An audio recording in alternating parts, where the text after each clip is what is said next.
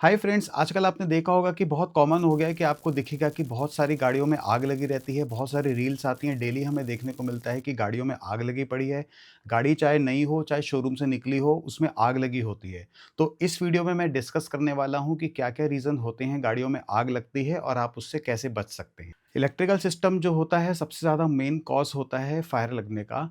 उसमें रीज़न ये होता है कि अगर आपने बैड वायरिंग करवाई है, करंट जो है आपका ओवरलोड कर रहा है, पुअर क्वालिटी के पार्ट्स लगवाए हैं और आपकी जो इंस्टॉलेशन है वो इनकरेक्ट है, तब क्या होता है कि गाड़ी में शॉर्ट सर्किट लगने के चांसेस होते हैं। जो पार्ट्स हैं ओवरहीट होते हैं और स्पार्किंग से आपकी जो फ्लेमेबल मटेरियल होता है वो इमीडिएटली आग पकड़ लेता है। तो फ्रेंड्स, सबसे पहले हम लोग इलेक्ट्रिकल कॉजेज़ के ऊपर आ जाते हैं। जो फर्स्ट नंबर का जो कॉज़ होता है इलेक्ट्रिकल वायरिंग का, वो होता है poor quality and non genuine accessories use करना। नॉन जेन्युइन एक्सेसरीज़ में जैसे आ जाता है आपका, अगर आपने हेडलैम्प्स को अपग्रेड कराया, बहुत हाई पावर में, हाई वॉटेज में आपने उसको अपग्रेड करा लिया। उसके अलावा आपने हॉर्न्स अपग्रेड करा लिए, सिगरेट लाइटर जो है उसमें आपने चेंजेस करा लिए, उससे आप बहुत हाई पावर की जो इलेक्ट्रिसिटी है वो ड्रॉ कर रहे हो। उसके अलावा आपने जुगाड़ से कोई वायरिंग करी है, उससे क्या होता है कि गाड़ी में जो आपका जो एक्सिस्टिंग सिस्टम होता है, उस पे बहुत ज़्यादा स्ट्रेस आता है, बहुत लोड पड़ता है।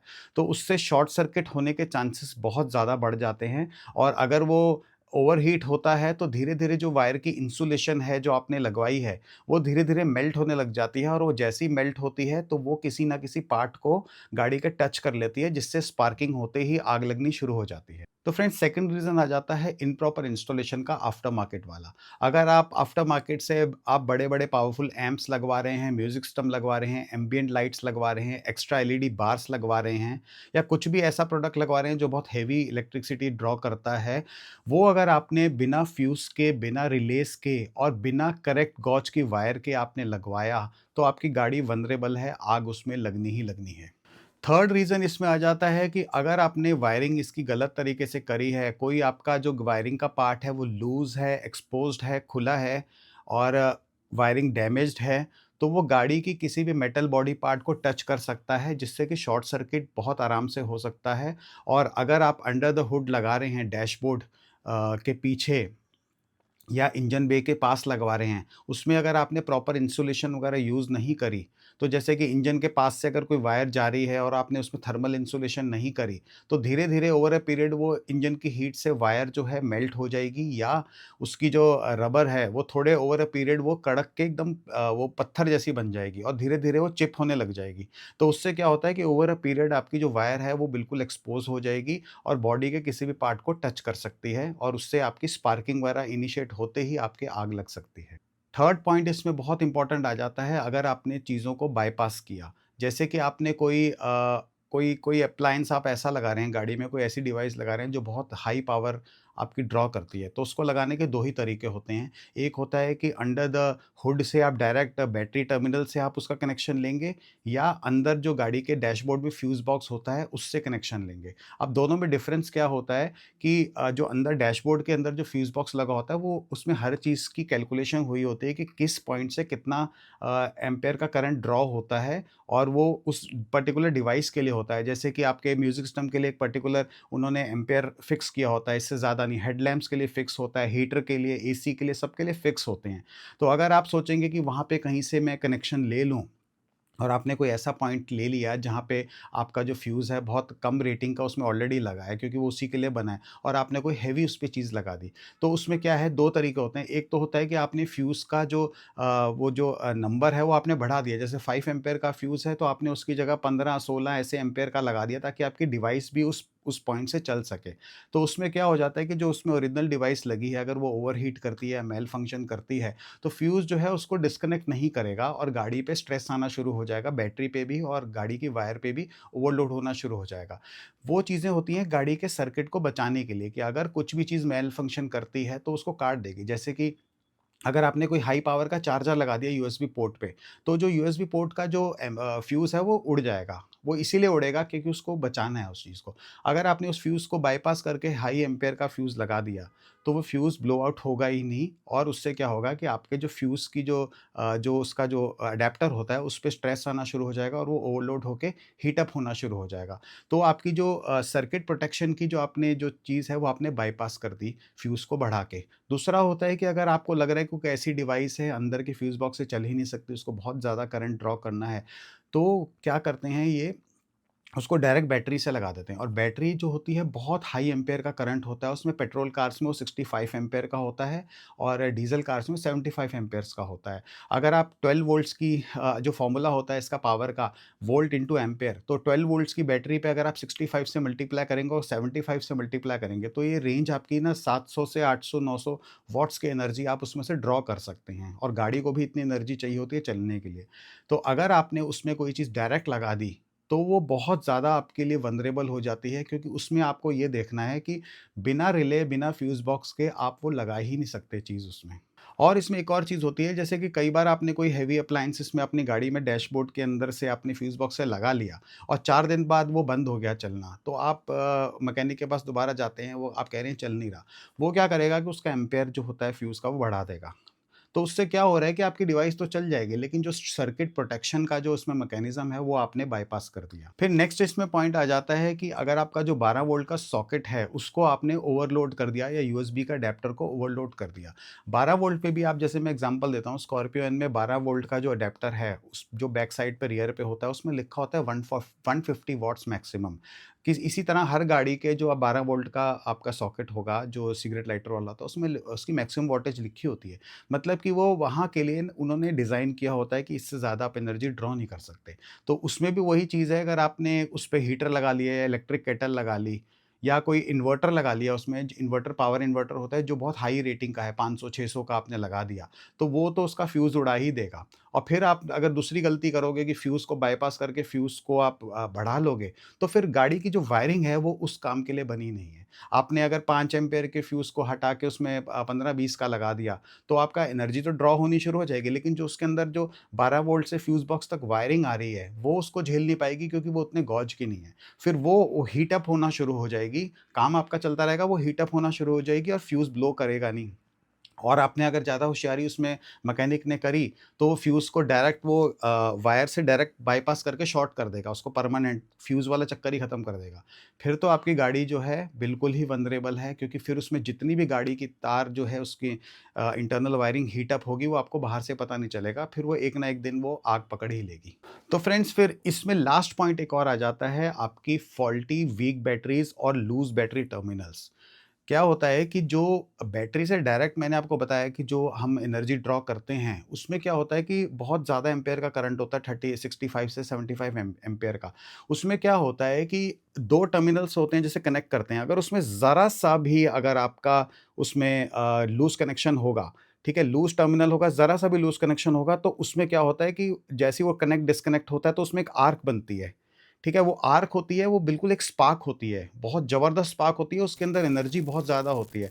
कोई भी मटेरियल अगर फ्लेमेबल उसके आस-पास होगा, प्लास्टिक भी होगा, वो जलना शुरू हो जाएगा, फ्यूम्स आनी शुरू हो जाएगी और आपको पता भी नहीं चलेगा कि एकदम से वो बारूद की तरह जो है गाड़ी में आग लग जाएगी। इसीलिए आपने देखा होगा कि जब भी आपके गाड़ी से धुआँ निकलना शुरू होता है डैशबोर्ड से या कहीं से भी, वो इनिशिएट ही ऐसे होता है कि बहुत हाई एम्पेयर का करंट होता है, वो जैसे ही आर्क बनाता है दोनों टर्मिनल्स के बीच में, आसपास वाली चीज़ें जलना शुरू हो जाती हैं और उसका टेम्परेचर इतना हाई होता है कि जैसे ही वो कोई चीज़ आग पकड़ती है, फिर वो बहुत जल्दी फैलती है। आप जितने में डैशबोर्ड में देखोगे धुआँ निकल रहा है, गाड़ी का दरवाज़ा खोल के बाहर आके बोनट खोलोगे, उतने में वो आग पकड़ चुका होगा। आस-पास आपके पास कुछ आग बुझाने के लिए नहीं होगा, 2 या 3 मिनट भी बहुत क्रिटिकल होते हैं, गाड़ी में आग फैल जाती है। तो फ्रेंड्स, अब डिस्कस करते हैं, लेट्स से कि आपने ऐसी चीज़ें गाड़ी में करवा रखी हैं या नहीं भी करा रखी। तो कैसे आपको पता चलेगा कि गाड़ी में आग लगने वाली है, या थोड़ी बहुत आपको कहीं से वार्निंग अगर मिलनी शुरू हो रही हैं, तो आप कैसे उसको जज कर सकते हैं? सबसे पहले तो गाड़ी में अगर आपको कोई भी प्लास्टिक बर्निंग की स्मेल आ रही है, रबर जलने की स्मेल आ रही है कार के अंदर से, तो आप समझ जाओ कि ये वार्निंग है कि कहीं न कहीं कुछ न कुछ गड़बड़ हो रही है, कुछ बन रहा है अंदर ऐसा सीन कि आग लग सकती है। सेकंड पॉइंट आ जाता है कि जैसे आपने कोई भी गाड़ी का जो भी अप्लायंस है, हेडलैम्प है या कोई भी इलेक्ट्रिक डिवाइस है, अगर उसमें हल्की-सी भी फ्लिकरिंग हो रही है, जैसे कि आपने नई फॉग लैंप्स लगवाई और वो ऐसे-ऐसे जल-बुझ रही हैं, धीरे-धीरे फ्लिकर कर रही हैं, फिर स्टेबल हो जाती हैं, फिर फ्लिकर कर रही हैं, फिर स्टेबल हो जाती हैं। तो आप इसका मतलब समझ लो कि कहीं न कहीं लूज़ कनेक्शन बन रहा है और आपकी इलेक्ट्रिकल आर्क वहाँ पे बन रही है और आपको हो सकता है कि आवाज़ भी आ जाए। जैसे ही वो फ्लिकर करेगा, आपको थोड़ी इलेक्ट्रिक की चिंगारी की आवाज़ भी आ जाए। तो वो एक साइन होता है कि आपको इमीडिएटली गाड़ी को ठीक कराना है और उस ठीक कराने से पहले आपको उसको फ्यूज़ हटाना है उसका कि ताकि वो आग पकड़ ना सके। उसके बाद आपने जो थर्ड है आ जाता है साइन कि आपने कोई इलेक्ट्रिकल डिवाइस उसमें लगाई है और वो बहुत ज़्यादा हीट अप हो रही है, इतनी ज़्यादा गर्म हो रही है कि आप उसको हाथ भी नहीं लगा सकते। जैसे कि आपने 12 वोल्ट का कोई सॉकेट लगाया, देखो थोड़ी बहुत अप्लायंसेस हीट होते हैं, जैसे कि डैश कैम भी हीट होता है, वो नॉर्मल ऑपरेशंस होते हैं। लेकिन एक हीटिंग ऐसी होती है जो एक्सपेक्टेड नहीं है, वो इतनी गर्म है कि आप उसको हाथ से भी नहीं पकड़ पा रहे। अगर ऐसा सीन बन रहा है तो उस आप डिवाइस को हटा दो, उसकी रेटिंग चेक करो कि कितने रेटिंग के लिए वो बनी है और आप जिस पॉइंट पे आप लगा रहे हैं उसकी रेटिंग कितनी है। अगर वो मिसमैच हो रही है, डिवाइस की रेटिंग बहुत ज़्यादा है तो आप उसको नहीं लगा सकते उसमें, ठीक है? दूसरा ये है कि अगर वो इतनी ज़्यादा गर्म हो रही है तो आप ये समझ लो कि अंदर उसके सिस्टम जो है वो मेल्ट भी हो रहा होगा और धीरे-धीरे आग पकड़ सकता है। तो आप हीटिंग से जज कर सकते हैं कि डिवाइस लगाने लायक है कि नहीं है। फोर्थ इसमें आ जाता है कि ओवर अ पीरियड आप गाड़ी को आप इंस्पेक्ट करते रहिए। जैसे कि आपने बोनट खोला, आप उस पे एक बार नज़र मारते रहिए। आपको कोई भी अगर गाड़ी का पार्ट ऐसा दिख रहा है कि वायर है, जो आपकी थोड़ी-सी आपको लग रहा है कि डैमेज हुई हुई है, मेल्ट हो रही है या उसकी शेप जो है डिफ़ॉर्म हो रखी है, तो आप ये समझ जाओ कि जो आपकी वायरिंग है वो धीरे-धीरे मेल्ट हो रही है और एक टाइम ऐसा आएगा जब वो गाड़ी को खराब कर देगी। तो फ्रेंड्स, अब आपको मैं बेसिक प्रिवेंशन टिप्स देता हूँ जिससे कि आप अपनी गाड़ी को बचा सकते हैं। देखो, सबसे पहली जो एक रूल ऑफ थंब आता है कि अगर आपको कोई ऐसी एक्सेसरी गाड़ी में चाहिए जो आपको मतलब बहुत मैंडेटरी है और आपको चाहिए ही चाहिए, तो आप वही वेरिएंट लें गाड़ी का जिसमें वो एक्सेसरी मैन्युफैक्चरर से फिटेड आती है। आप ये मत सोचिए कि मैं बेस मॉडल लेके उसको मैं अपग्रेड करा लूँगा, तो वो मेरी एक्सेसरी आ जाएगी। तो कोशिश कीजिए कि आप बजट अपना ऐसा बनाइए, थोड़ा वेट कर लीजिए और आप वही वाला वेरिएंट लें जिसमें वो एक्सेसरी आपकी हो। सेकंड इसमें आ जाता है कि हमेशा ब्रांडेड ही एक्सेसरी लीजिए, जिसमें कि आपके साथ प्रॉपर वायरिंग, हार्नेसेस और इनलाइन फ्यूज़ वगैरह सब आते हैं। एग्ज़ाम्पल आपको देता हूँ, जैसे मैं डैश कैम्स मँगाता हूँ, मैं 70 एमए का डैश कैम यूज़ करता हूँ, उसके साथ proper wiring, proper fuse, proper adapters आते हैं, ठीक है? तो आप डिवाइसेज़ जो ले रहे हैं, आप ये इंश्योर कीजिए कि उसके साथ पूरी एंड टू एंड आपकी किट आए, जिसमें कि इवन अगर रिले भी आ रहा है, तो रिले भी उसके साथ आना चाहिए। आपने अक्सर देखा होगा कि हम लोग शोरूम्स में जाते हैं, उनको बोलते हैं कि हमें फॉग लैंप लगवानी है, तो वो बताते हैं कि फॉग लैंप 10,000 की आएगी। आप आफ्टर मार्केट जाते हैं, आप पूछते हैं लाइट कितने की आएगी? वो कहते हैं 5,000 की, 4,000 की हम लगा देंगे। लेकिन आप ये नहीं उसमें समझते कि उसमें जो चीज़ें वो हटा रहे हैं, वो आपकी गाड़ी को सेफ रखने के लिए बहुत ज़रूरी है। तो आफ्टर मार्केट में वो आपकी डायरेक्ट लाइट लगा देंगे, लेकिन उसमें से रिले, फ्यूज़ एडाप्टर और जो wiring harness with thermal insulation होती है, वो हटा देंगे। आपको लगता है कि आपके भी पैसे बच गए और मेरी गाड़ी में वही चीज़ लग गई जो आपको मैन्युफैक्चरर ओईएम देता है। तो ये चीज़ गलत है, ये आपको नहीं करनी है, आप ओईएम से ही लीजिए, क्योंकि सबसे बड़ी बात ये होती है कि जो ओईएम आपको अगर कोई चीज़ एक्स्ट्रा एज़ अ एक्सेसरी दे रहा है, तो आप ये समझ लो कि वो अप्रूव्ड और इंजीनियर्ड है सिर्फ़ उसी गाड़ी में लगने के लिए। इसीलिए उसने गाड़ी में वो बना के आपको अलग से वो दे रहे हैं और उसके चार्जेस ज़्यादा इसीलिए हैं, क्योंकि वो प्रॉपर आपको फिटिंग करके देंगे। फिटिंग करने में वर्कमैनशिप इम्पोर्टेंट होती है और साथ में जो पार्ट्स लग रहे हैं वो भी इम्पोर्टेंट होते हैं। तो कोशिश कीजिए कि आफ्टर मार्केट आप तभी लगवाइए जब वो प्रोडक्ट आपका सर्टिफ़ाइड हो और आपका सारे हार्नेसेस के साथ आ रहा है। तो फ्रेंड्स, नेक्स्ट आ जाता है कि आप कभी भी गाड़ी की वायरिंग को आप कटवाएँगे नहीं। अगर आपने गाड़ी की कोई भी वायर को कटवाया, कोई भी पावर आपने कहीं से ड्रॉ करने के लिए वायर को कटवाया और उसमें जॉइंट लगाया, तो आपकी वारंटी ख़त्म हो जाएगी। क्योंकि मैन्युफैक्चरर को अगर पता चला कि आपने वायरिंग काटी है, वो आपकी वारंटी ख़त्म कर देंगे।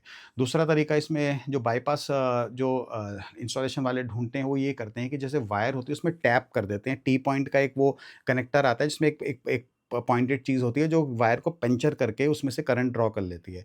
तो वो भी ठीक तरीका नहीं है, क्योंकि वो जो पंक्चर कर रहे हैं ना, एक तरह से आप उस वायर को आप ओवरलोड कर रहे हो, एक्स्ट्रा डायरेक्ट उस पे लगा के। उसका बेस्ट तरीका ये होता है कि आपका एक फ्यूज़ एडाप्टर आता है, जिससे कि आपका एक्जिस्टिंग वाली आपका जो फ्यूज़ बॉक्स है, उसी में आप उसको लगा दो और उसका जो एक्जिस्टिंग फ्यूज़ भी उसी में लग जाएगा और वहाँ से आप एक्सटेंड कर सकते हैं।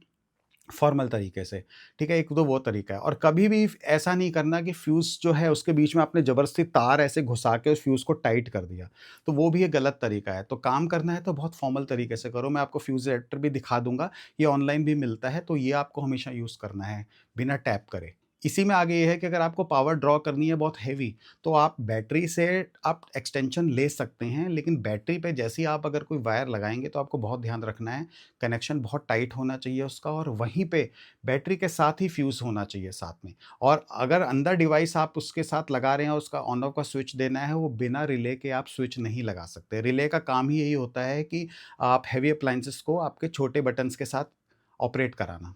तो आपको रिले भी चाहिए और आपको करेक्ट गॉज की वायर लगानी है जो कि रेटेड हो उस डिवाइस के साथ चलने के लिए और डायरेक्ट बैटरी पे जब आप वो वाली वायर लगाते हैं तो आपको थर्मल इंसुलेशन भी उसमें करनी है।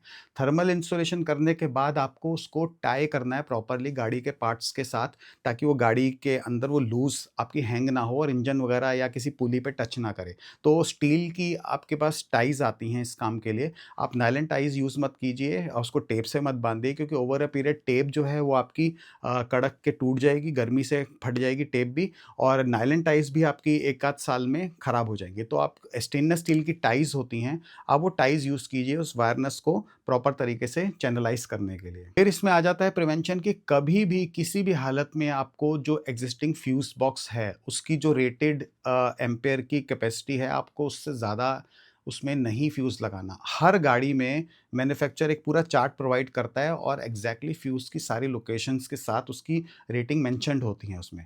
आपका जो भी फ्यूज़ उसमें लगा है, आप उस फ्यूज़ से ज़्यादा एम्पेयर नहीं बढ़ाएँगे। नेक्स्ट पॉइंट आ जाता है कि आप जो काम करवाते हैं वो रोड साइड से कभी भी मत करवाइए, हमेशा एक प्रॉपर शॉप से करवाइए, प्रॉपर सर्टिफाइड ट्रेन्ड प्रोफेशनल से कराइए, जिसको सारी नॉलेज हो और उसको ये भी पता हो कि कहाँ पे कौन-सा पार्ट लगेगा। अगर आपको वो इंसिस्ट कर रहा है कि यहाँ पे ये चीज़ लगेगी, रिले लगवानी है, फ्यूज़ अडैप्टर लगाना है, तो आप उसको मना नहीं कीजिए, क्योंकि उसको ज़्यादा नॉलेज है और आपको शायद नहीं पता। आप उसको अगर कहेंगे कि बार्गेन करके कि नहीं ये चीज़ हटा दो, मेरी कॉस्ट कम हो जाएगी, तो वो आप मत करवाइए। क्योंकि वैसे भी ये सारे काम जो करवा रहे हैं वो अपने रिस्क पे ही करवा रहे हैं। रिस्क किसी भी इंस्टॉलेशन वाले का नहीं होता, किसी भी शॉप का नहीं होता, वो आपका रिस्क होता है। तो आप जैसा काम करवाएँगे आपको फिर वैसा ही रिज़ल्ट मिलेगा। नेक्स्ट पॉइंट इसमें आ जाता है कि कोई भी अगर आप फिटिंग करवा रहे हैं, इलेक्ट्रिकल चेंजेस करवा रहे हैं, कुछ भी करवा रहे हैं, जैसे सीएनजी लगवा रहे हैं, एलपीजी लगवा रहे हैं, तो आप विजुअल चेक उस पे ज़रूर करें इंस्टॉलेशन के बाद, ताकि आप ये देख सकें कि आपकी इंस्टॉलेशन प्रॉपर है, जो आपकी चीज़ें जो उसमें माउंटेड है वो प्रॉपर हैं, कोई भी चीज़ लूज़ नहीं है और सब चीज़ें नीट एंड क्लीन होनी चाहिए और कोई भी चीज़ वल्नरेबल नहीं होनी चाहिए। तो ये आपको एक विजुअल इंस्पेक्शन आपको भी करनी पड़ेगी और आप ये भी कर सकते हैं कि जब कोई इंस्टॉलेशन आपकी गाड़ी में हो रही है, तो आप उसके साथ खड़े होके देखते रहें कि कैसे इंस्टॉल हो रहा है वो। तो फ्रेंड्स लास्ट इसमें एक और चीज़ है कि अगर आप चाहें तो फायर एक्सटिंग्विशर भी कार में रख सकते हैं। वैसे ज़रूरत पड़ती नहीं है उसकी, लेकिन अगर आपको लगता है कि आप उससे सेफ फ़ील करते हैं, तो आप रख सकते हैं। लेकिन आप कोई ऐसा काम मत कीजिए कि गाड़ी में आपने सारी ऊट-पटांग चीज़ें लगवा ली और आपने सोचा कि चलो भैया मेरे पास फायर एक्सटिंग्विशर तो है ही है, तो कुछ होगा तो मैं उसको बुझा लूँगा। तो आपके पास जब ऐसी सिचुएशन आएगी तो आप फायर एक्सटिंग्विशर भी आपके काम नहीं आएगा। ठीक है? तो आप ये ब बेटर है कि आप अवॉइड कीजिए ये सब चीज़ें कराना और गाड़ी को हमेशा सेफ रखिए और अपने आप को भी सेफ रखिए। लास्ट में एक और चीज़ मैं ऐड करना चाहूँगा कि आजकल जो गाड़ियाँ आ रही हैं, बहुत ज़्यादा मॉडर्न गाड़ियाँ आ गई हैं। मैन्युफैक्चरर्स ने उसमें इतने इलेक्ट्रॉनिक्स डाल दिए हैं, इतना कुछ उसमें डाल दिया है कि ऑलमोस्ट उसमें कंप्यूटर्स हैं। पहले ज़माने में ये सब चीज़ें नहीं होती थी। पहले ज़माने में गाड़ी मैकेनिकल ज़्यादा होती थी, तो आप आफ्टर मार्केट में म्यूज़िक सिस्टम लगा लिया, लाइटें लगा ली, आप ये सब काम कर लेते थे और गाड़ी सही रहती थी। आज की जो गाड़ियाँ मॉडर्न आ रही हैं, उसमें बहुत इलेक्ट्रॉनिक्स हैं, बहुत इलेक्ट्रॉनिक्स हैं। तो आप उसके ऊपर फर्दर कुछ भी चीज़ें लगवा के गाड़ी को खराब मत कीजिए। ठीक है? चाहिए तो आप अपर वेरिएंट लीजिए, लेकिन आप लोअर लेके ना उसमें बेस टू टॉप इन 1,90,000 इन सब चक्करों में मत पड़िए और गाड़ी अपनी सेफ रखिए। और जो मैंने पहले भी बताया था कि अगर आपको कोई चीज़ लगवानी है तो मैन्युफैक्चरर से लगवाइए, ओईएम प्रोडक्ट ही लगवाइए उसमें और इसके अलावा आप आफ्टर मार्केट का जितना अवॉइड कर सकते हैं आप करिए, अनलेस कि कोई बहुत आपको अर्जेंसी है, आपको ये काम करवाना ही करवाना है। तो मैं किसी को भी रिकमेंड नहीं करता कुछ भी करवाने के लिए। मैंने अपनी गाड़ी में सिर्फ़ डैश कैम लगवाया है और अपनी स्विफ्ट में सिर्फ़ मैंने इंफोटेनमेंट सिस्टम को अपग्रेड किया है और अपग्रेड करने में आपको पता है कि एक सिस्टम निकलता है, दूसरा डल जाता है और कोई वायरिंग उसमें एक्स्ट्रा ऐड नहीं होती है। और उसमें सेंसर्स मेरे लगे हैं पार्किंग के, उसके लिए जो वायर पीछे जाती है, वो वायर बहुत हाई करंट ड्रॉ नहीं करती, तो उसमें कोई रिस्क होता ही नहीं है। वो सिर्फ़ आपके बहुत मिली एम्पेयर में करंट होता है उसमें। तो जो हेवी वायर्स पीछे जाती है ना, जैसे एम्पलीफायर्स वगैरह के लिए कि उसमें जो आपको पूरी प्रॉपर आपको पावर चाहिए, वहाँ पे रिस्क होता है। ठीक है? तो आपको ये समझना पड़ेगा कि आपको क्या एक्सेसरी कैसी लगानी है, जिसमें रिस्क कैसा है। ठीक है? कोई आप अगर एक्सेसरी लगवाना चाहते हैं, आपको मेरी असिस्टेंस चाहिए, तो आप मुझे कमेंट में लिख सकते हैं और मैं आपको उसमें गाइड कर सकता हूँ। फ्रेंड्स, इस वीडियो में इतना ही। अपने आप को सेफ रखिए, अपनी इन्वेस्टमेंट को सेफ रखिए। गाड़ी आपकी बहुत हार्ड अर्न मनी से खरीदी जाती है। ऐसे सड़कों पे जलने के लिए नहीं होती है गाड़ी। ठीक है? तो गाड़ी को सेफ रखिए, अपने आप को सेफ रखिए, फैमिली को सेफ रखिए एंड मिलता हूँ आपको नेक्स्ट वीडियो में। Bye and have a safe driving.